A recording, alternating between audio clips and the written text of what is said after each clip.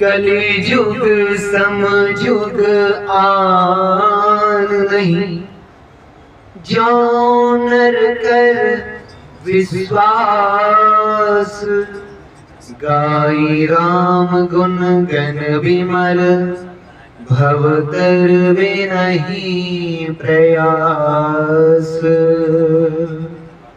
गोस्वामी तुलसीदास जी श्री रामचरितमानस उत्तरकांड में दोहा 103 का कहते हैं, यदि मनुष्य विश्वास करे तो कलियुग के समान दूसरा युग नहीं है, क्योंकि इस युग में श्री राम जी के निर्मल गुण समूहों को गा गाकर मनुष्य बिना ही परिश्रम संसार रूपी समुद्र से तर जाता है। जय जय श्री सीताराम।